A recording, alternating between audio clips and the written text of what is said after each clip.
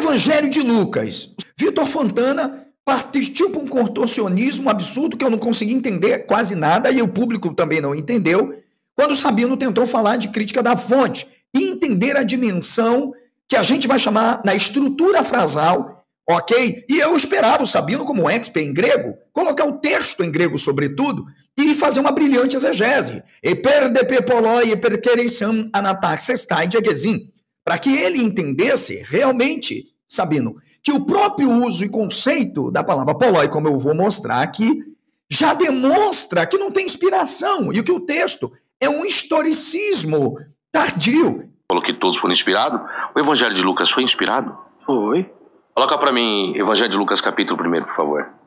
Mas só para entender essa questão, porque a questão que o Victor apontou parece uma contradição aparente, mas não é uma contradição real, porque tem essa questão. Não, para mim não existe contradição aparente, porque contradição é contradição. Esse linguajar contradição aparente eu respeito, que é a visão do professor. Entendi. Entende? Entendi. Para mim, como crítico, como exegeta, não. Contradição é contradição. Vamos ver se o Evangelho de Lucas foi inspirado. Professor, o que o senhor entende por conveniência? Conveniência é inspiração? Lê o texto para mim. Eu entendi teu ponto, mas acho que é legal a gente contextualizar. Pode ler. Tendo, pois, muitos empreendido, por em ordem a narração dos fatos que entre nós se cumpriram. Eu pergunto, esses que escreveram por base de inspiração, esses muitos aí? Eu não sei se eles escreveram ou se eles contaram. Lá? Veja só. Eles escreveram ou contaram? O que é descrevê-los? Então, pode ser narrativo, pode ser oral, pode ser escrito. Sim. Vamos pegar então a oralidade? Vamos colocar o escrito oralidade, pode ser? Então, vamos lá. Colocar os dois? Antes disso, professor, assim, eu acho que é legal a gente, de novo, educativo aqui e não debate, tá? Para quem tá ouvindo saber. Quando a gente olha para Lucas e as eventuais fontes que Lucas está utilizando, existe debate. A pesquisa que Lucas faz se dá em fontes orais mais fontes escritas, ou apenas fontes escritas.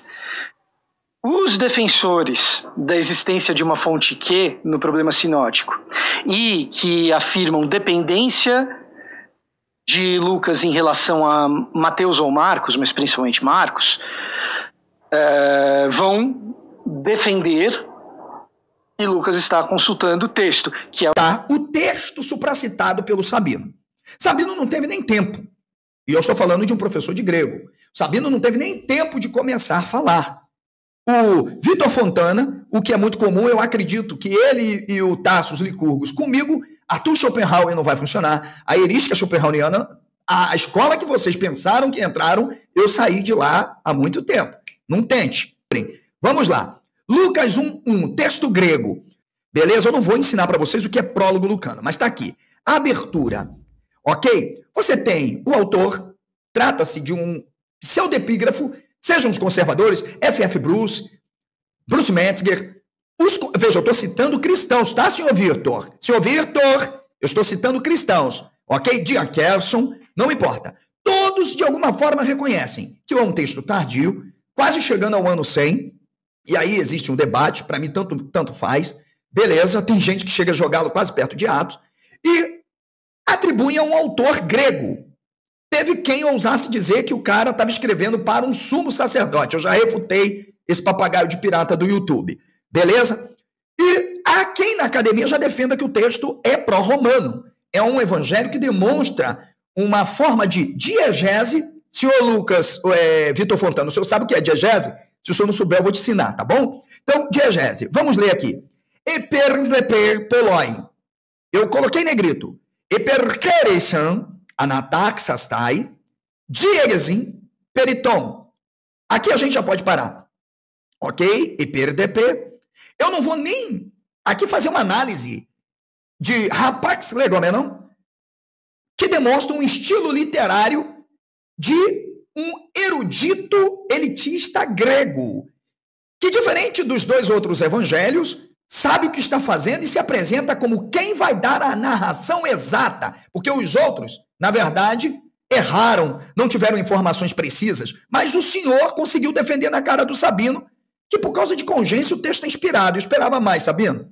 Por favor, Ok? Tenta fazer isso comigo, tá bom? Então vamos lá. Eper de pepoloi, eper hereisan, anataxestai. E aqui eu tenho um termo que eu gostaria de colocar bem grande para os nossos colegas. Eu vou tentar aqui colocar um número grande. E eu vi ainda gente lá, que não sei quem refutou o Sabino. Eu não vou dar o nome aqui das antas, não, tá? Não, porque o Sabino foi refutado, porque o Sabino foi não sei aonde, porque o Sabino foi isso, porque o Sabino foi aquilo. Eu não vi isso tudo. Ok. Aqui tem um termo muito comum, que não era um termo utilizado, inclusive, por muitos escritores da época, tanto que ele é um rapax legômeno lucano. Esse texto aparece na República de Platão, que o senhor Vitor Fontana e o Tasso Licurgo, num debate comigo, terão que fazer uma análise dos clássicos para entender o que são os evangelhos, já que eles vão querer debater Bíblia, né? Então, você tem diegesim, ok? Esta palavra, em sua natureza octotônica, isto é, no seu lugar, ou Sitzleben, como alguns falam, será que o Vitor Fontana está entendendo o que eu estou dizendo? Eu acho que está. O Tassos também, né? Eu acho que estão. Então, veja, este próprio termo demonstra que os evangelhos não são inspirados. E por uma questão. Porque diegesim ou diegesim, vamos usar assim o termo aportuguesado, traz um conceito de narração por representação. Significa quem está narrando está se apropriando de arquétipos definidos, reais, para poder representar o fator, ainda que utilizando-se de uma forma de linguagem alegorista. Então, primeiro, que inspiração é essa, senhor Victor Fontana? Que inspiração é essa, senhor Tassos Licurgos? Que inspiração é essa, senhores debatedores, que eu estou aguardando vocês para o debate? E pode selecionar aí, Vitor Fontana, Tassos Licurgos, mas quem é o Saião, tem mais um também. E o César Cavalcante. Pode marcar um debate com os 4. Ok? Ou seja, um crítico liberal e teólogo liberal contra 4 conservadores. Vão aceitar o debate? Porque o Tassos, ele criou um palco, um teatrinho, com 25 cristãos. Pronto, eu estou desafiando Tassos Licurgos, Vitor Fontana, mas como é o nome do outro? Saião, e tem mais um, quem é o outro também, gente? E o César Cavalcante. 4 contra 1, pronto. Vamos discutir inspiração da Bíblia, ok? Estabelecer e sistematizar o método de abordagem da Bíblia como um documento histórico de uma tradição. É só responderem se aceitam, ok? Agora, nós não vamos fazer no canaizinho de vocês, não. Ok? Eu não vou dar palco para vocês nisso, não. Aí a gente vai escolher um canal neutro, alguém que não está pensando em dinheiro e que quer produzir realmente conhecimento sem essa publicidade toda. Ok? Aí sim, um ambiente neutro, totalmente neutro, moderado por pessoas que não venham se inclinar nem para um lado nem para o outro. Mas vou continuar, ok? E aí, senhores, nós temos ainda a última expressão aqui, enremin pragmaton, que denota que o cara, convenientemente, como o Sabino acertadamente falou, está inserido dentro de um contexto de conveniência e escrevendo claramente para alguém. É um assunto de interesse político. E não tentem contorcionismo com o uso de pragmaton. Não tentem, porque não vai colar. Comigo não vai colar. Vocês vão passar mal. Porque é assunto realmente de Estado. É um assunto político. Por que eu sei? Porque o verso posterior, e na mesma construção, isso chama-se delimitação da perícope, ele vai, no contexto imediato, dizer que o texto é para Teófilon. E aqui eu não vou, já dei uma aula sobre isso, se é um representante do Senado, se é alguém que está financiando o projeto, só não é um sacerdote. Isso eu vou defender num debate com qualquer um. Só não é sacerdote. Se é uma figura real, tem que estar na estrutura do Império Romano e não tem nenhum vínculo com o judaísmo. Isso é fato. Ok? E aí o texto que o Sabino estava tentando explicar e o Vitor Fontana partia para o que a gente vai chamar de fenomenologia da obra literária, que é uma espécie quase que uma análise antológica da Bíblia. Vitor Fontana, você sabe o que eu falei? Sabe, não sabe? Você sabe. Eu já vi que comigo você vai ter... Não vai, vamos ver. Vamos lá.